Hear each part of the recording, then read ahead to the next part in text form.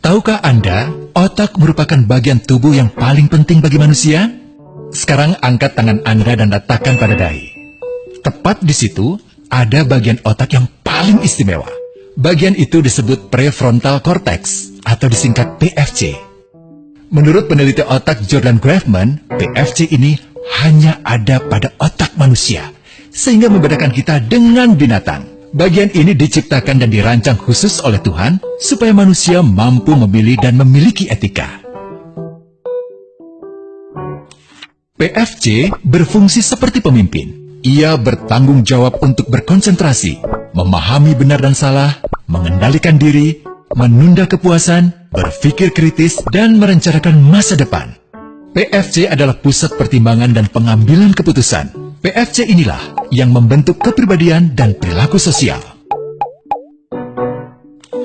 Sayangnya, PFC adalah bagian otak yang paling mudah mengalami kerusakan. Jika PFC rusak, maka kepribadian orang bisa berubah. Rusaknya PFC bisa disebabkan oleh benturan fisik, bisa juga oleh zat kimia, seperti narkotika, psikotropika, dan zat adiktif atau nafsa. Dan ternyata, penyebab paling merusak juga pornografi, yang disebut narkolema, narkotika lewat mata. Bagaimana pornografi mempengaruhi otak dan pikiran kita?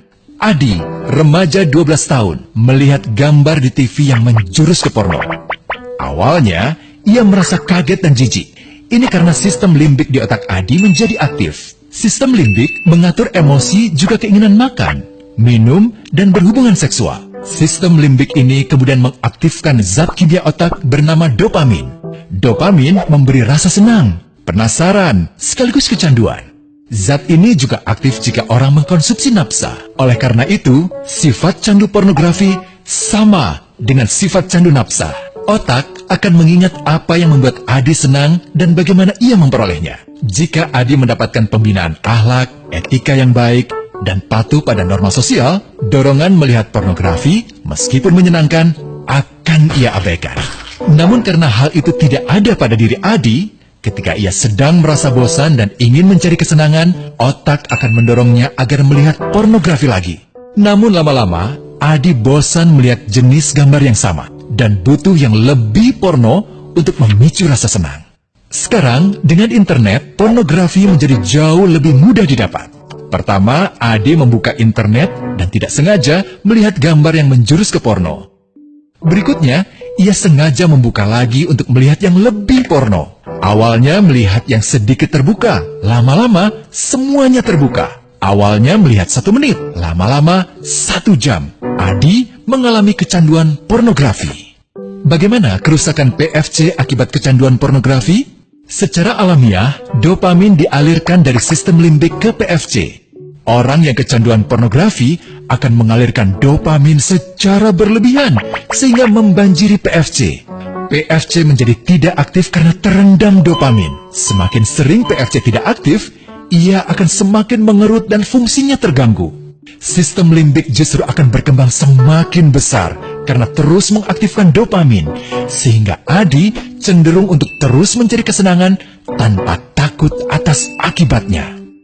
Jika tidak ditangani segera, Adi berpeluang besar menjadi pelanggan pornografi seumur hidup dan mengalami kerusakan otak di bagian PFC.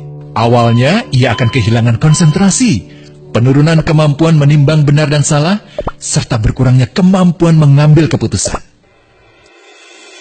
Lama-lama, besar kemungkinan ia akan melakukan masturbasi, oral seks, hubungan seksual suka sama suka, dan mudah berganti-ganti pasangan seksual. Pernikahan dianggap tidak penting. Pasangan dianggap hanya sebagai objek seksual semata, cenderung merendahkan derajat dan kehormatan lawan jenis. Selera hubungan seksualnya pun tidak sehat dan seenaknya, kasar sampai tega memperkosa. Manusia jadi tidak ada bedanya dengan binatang. Inilah dampak yang terjadi akibat kerusakan PFC.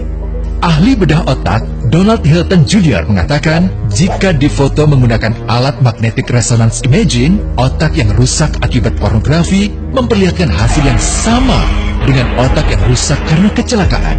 Ia juga mengatakan, berbeda dengan dampak nafsa yang merusak otak di 3 bagian, pecandu pornografi yang sudah melakukan hubungan seks dengan anak-anak mengalami kerusakan otak di 5 bagian. Terbukti, pornografi pada anak lebih bersifat merusak karena PFC belum matang dengan sempurna. Tapi untungnya, otak anak yang belum sempurna ini masih mudah dibentuk. Pengaruh pornografi bisa lebih mudah dihilangkan asal ada usaha untuk memulihkan dengan sabar, terutama oleh ayah ibu, keluarga, dan orang terdekat. Pelajari bagaimana mencegah dan menangani anak yang terkena pornografi. Mari lindungi generasi kita dari bencana pornografi dan kejahatan seksual.